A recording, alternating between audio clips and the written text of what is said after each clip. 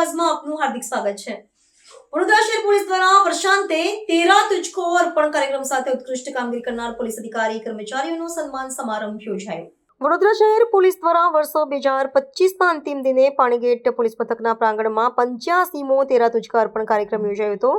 ત્યારે વર્ષ 2025માં વિવિધ ગુનાઓનો ઉકેલ લાવનાર અને પોલીસ ખાતામાં ઉત્કૃષ્ટ કામગીરી બદલ પોલીસ અધિકારીઓ અને કર્મચારીઓને સર્ટિફિકેટ આપી સન્માનિત કરાયા હતા।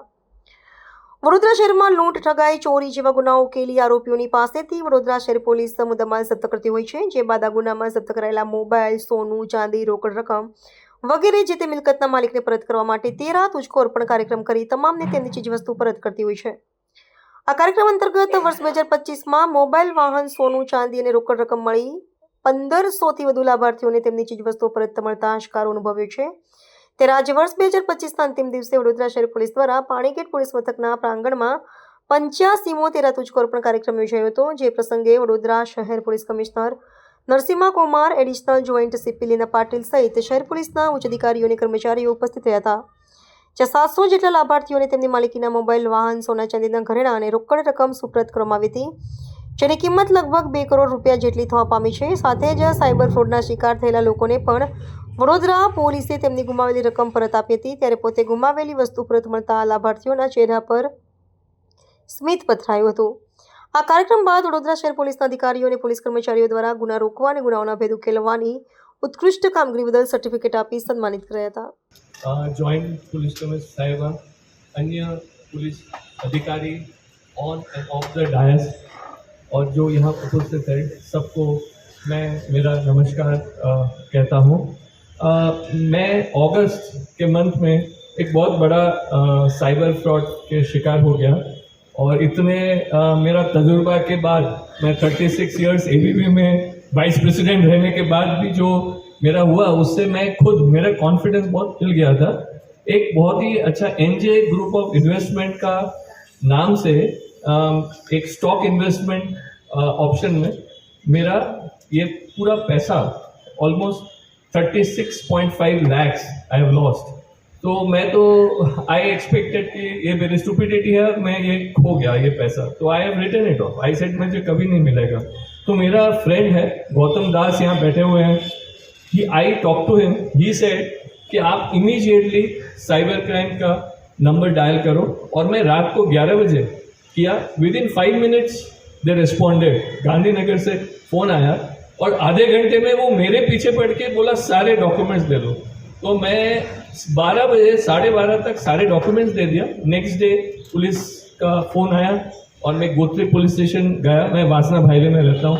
उसके बाद मैं इस पुलिस स्टेशन में आया और मैं मेरा जो एक्सपीरियंस रहा है, I think it is exceptional. मैं कभी अनबिलीवेबल, मैं and I must say it is nothing less than miracle. मैं यहाँ के जो एसीपी हैं और यहाँ के जो सारे टीम है, पीआई साहब है और जो टीम 3 ऑफिसर्स थे, आई थिंक मेरे साथ जिस तरह से उन्होंने बर्ताव किया, मुझे पहले तो ये बोला कि ऐसा होता है, आप भूल जाइए और हमारे पे छोड़ दीजिए। और 4 महीने में इन्होंने सारा कर, मतलब I got all my money back. I think the professionalism and dedication it's fantastic. तो मैं सभी को ये बताऊंगा और मैं अवेयरनेस प्रोग्राम में भी कहीं पे भी अगर मेरी ज़रूरत हो, I will always be party to that. तो मैं कमिश्नर साहब आपको, जॉइंट कमिश्नर साहिबा और सारे पुलिस कर्मचारी इंक्लूडिंग एसीपी, पीआई और मेरी ये जो टीम है उनके तहे दिल से शुक्रिया करता हूँ। Thank you very much. आज 1.41 કરોડની મુદ્દામાલ આપણા 400થી વધારે જે લાભાર્થીઓ છે એમને ભેગા કરીને આપણા સુપ્રત કરી રહ્યા છીએ। તમે જોઈ શકશો કે આમાં mobile phone, gold and silver jewellery, motorcycles અને અન્ય વાહનોનો પણ સમાવેશ થાય છે। લોકો ખૂબ ઉત્સાહથી અને સેન્સ ઓફ સેટિસ્ફેક્શનથી પોલીસના કામગીરીને એપ્રિશિએટ કરીને પરત મેળવી રહ્યા છે। સર, આપણે વાત કરી કે 22 કરોડ રૂપિયા ચૂકવ્યા છે લોકોને, 9 મહિનાની અંદર આટલી મોટી રકમ મેળવી, ક્યાંક ચેલેન્જિંગ રહ્યું હતું? જે dacoity, robbery, house breaking, theft થાય છે મોટાભાગે જે under the cover of darkness આપણે કહીએ કે આ ઇન ધી સિક્રેસી જે ચોરી છુપીને કરતા આ ઘટનાક્રમને શોધવું પોલીસને અઘરું પડે છે।